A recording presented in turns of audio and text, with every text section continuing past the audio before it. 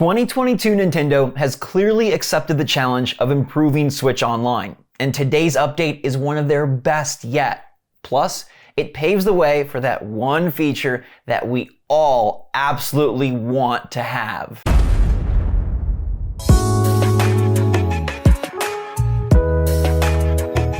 Good morning, Mario, and good morning, Switch fans. Gosh darn it, it is a good morning, and I am so psyched to talk about what Nintendo did while we were all sleeping, or hopefully we were sleeping. Anybody up all night on Twitter or Instagram? I bet one of you were, but today we're talking all about Nintendo's latest update to Switch Online. They've added something brand new, and I think it's quite brilliant, a lot of fun, and I'm gonna show you my experience with it, and you guys can get in on it too. Plus, Nintendo, they withdrew Smash Bros. Ultimate, and I wonder how it's going to affect the overall fighting game scene. Plus, a new leak gives us a keyhole into the graphics capabilities of the next Switch system, and Nintendo has been teasing Scarlet and Violet for quite a while. What's going on, everybody? It's Zach from SwitchForce. A great show we got for you today, so make sure to hit that like button and let me know your take on today's topics in the comments down below. I hope you're all doing fantastic, and if you're not, might I recommend tea? Somehow this warm little drink has made my entire life improve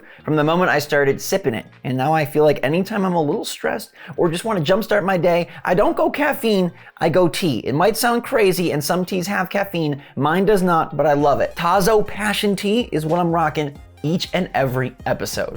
This one is really fun, and so we're kicking off the show with some Pokemon action. All right, the new Pokemon Scarlet and Violet, they look sick, and it seems very, it's based on Spain, right? Spain and Portugal are what the new region is based upon, and Nintendo actually teased this back in Sword and Shield. It's really cool. There's a room that's roped off with interesting eclectic wallpaper, fruity wallpaper, if you will, because there's oranges and grapes on the wallpaper. And oranges and grapes are the official fruit of Spain, and they're featured heavily in the new reveal trailers. Game Freak up to some sneaky business. They've been working and planning this one for a while, and hopefully the fruits of their labor, get it, will be well received and reward us as players later this year when Pokemon Scarlet and Violet and their grapes and their oranges arrive. Let me know in the comments down below if you're Scarlet, Violet, but more importantly, are you orange or grape? Honestly, they could have probably gone with Pokemon Orange and Pokemon Grape. That would have been a really nifty twist. This is not so nifty of a twist. EVO is the biggest fighting game tournament that is out there, and Nintendo's biggest fighting game has been a part of it for many years. Smash Brothers and EVO, they go way back. In fact, about 15 years back, as Smash Brothers entered the EVO scene in 2007. Well, last year, EVO was purchased by Sony Interactive Entertainment and the esports company RTS. They jointly bought EVO, and Nintendo said they would have to assess EVO and decide what they were going to do. At the time, they mentioned that they loved being a part of it. They had so much fun interacting with fans, and then they were like, yo, no, and they have withdrawn Smash Brothers. It will no longer be a part of EVO. This is a very big blow to this fighting game community, and EVO made a post basically saying, we're really sad, we hope to celebrate Smash Brothers again, but as of right now, it's not gonna be there. And I have to imagine that the reason Nintendo did this is because Sony bought it. I feel like there's no other reason to remove Smash Bros. Ultimate, but basically utilizing one of Nintendo's biggest, most exciting IP to help promote something and support something that makes Sony money. It's business, boys and girls, it's business, and unfortunately it's not fans, because the fan base deserves to have this game as part of the EVO tournaments, but Nintendo does not want Sony to make a buck off of Smash Brothers and Sakurai. Now, it's hard to ignore that we've seen some really crispy Switch trailers as of late. Xenoblade Chronicles 3 looking mighty nice. Even Pokemon Scarlet and Violet look like a notable step up from Pokemon Legends Arceus, and it makes you think, what could Nintendo do with better graphics? Now, we know that at some point in the future, they'll pop out a new console, and today there was an NVIDIA leak that gives a keyhole into what Nintendo is planning for the graphics capabilities of the next system. Because within this leak and within these files, there were some very suspicious and interesting files labeled NVN_DLSS.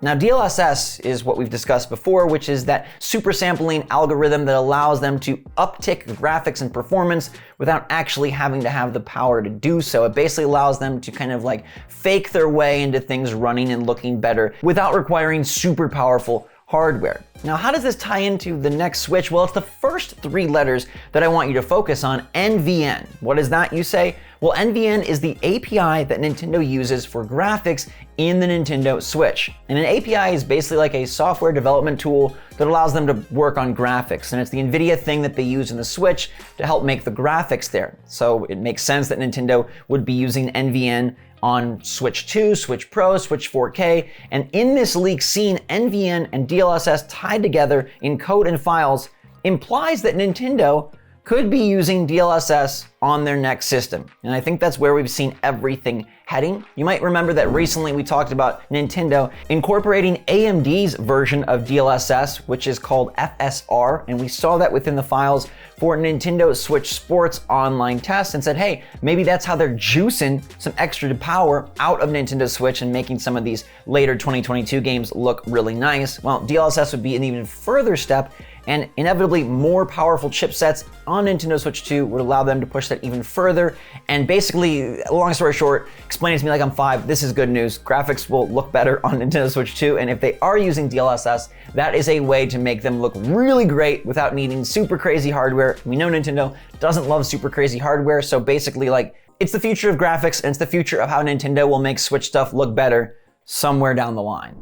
You don't have to wait down the line though for Nintendo Switch Online to get an improvement. And I recently said that I think the expansion pack is now worth it with the inclusion of Mario Kart and the N64 regular releases, plus all of the upgrades they've made to the N64 emulator, making things work like they should. Well, today Nintendo took an awesome step, and let me know in the comments down below if you like this and if you think it means that our beloved themes are around the corner, because I think they are. All right, Nintendo decided to add, late last night, online missions and rewards. This is basically their version of achievements for the online service. And you'll be completing tasks such as play an online game once per week, back up your save data, play Super Mario Bros. On the NES app, play a trial software from the eShop, and then you're gonna get platinum points that can be used on your Switch for brand new icon creation. Yes, they've introduced a really nifty new way to update and upgrade your avatar. There's a lot of cool avatars already that are game specific based on nostalgic Nintendo titles and Switch specific titles, but now you can build your own, because with these platinum points, you'll be buying backgrounds, borders, and characters that you can combine into a unique new icon that you make. And the best part is they're gonna be rotating games every single month. So they've got a theme of the month, and then every week within the month, they flip out different characters, different backgrounds, different borders. I love this idea. The first 2 games are Mario Odyssey and Animal Crossing New Horizons, and all throughout the month of March, they'll be swapping in different characters, faces, and fun colors from these franchises to allow you to build icons, and then they'll be gone. It's sort of that like fun system of like, ooh, get in March, because then you can get a really custom cool Animal Crossing avatar. But if you come back in April, maybe it'll be Kirby and ARMS. I think it's a really fun way to take advantage of what Nintendo's got. A bunch of really cool characters and a fan base that adores them. And now letting you kind of make your own icon to add more individuality and creativity to your Switch home screen, as well as your online profile,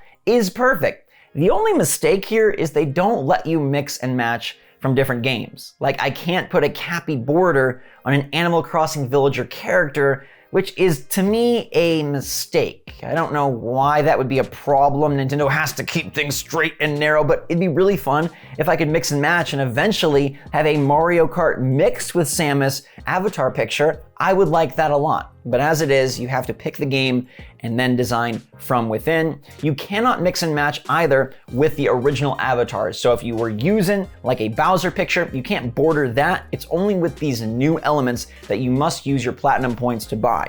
Now, you can also use your platinum points for physical rewards on Nintendo's website. If you've ever seen some of the stuff they have like playing cards, or maybe they'll have a calendar. You can also buy digital wallpapers with these platinum points. So it's a fun way to earn some special Nintendo currency by doing some pretty basic actions, honestly. I'm curious if they'll ever expand this to more true achievements like, hey, beat this game, or achieve a first place victory in the new Mario Kart DLC, or if it's all gonna be easily accomplishable stuff like back up your save data. Now there's some benefits to that because everyone can do it. You can get a bunch of points and you can buy a bunch of these different icon elements. So from that standpoint, it's super cool. But the genius of achievements was like comparing them with your friends and seeing if you could do it and pushing yourself to accomplish something in a game that otherwise you would skip because you wanted that special badge. We'll see if Nintendo goes that direction.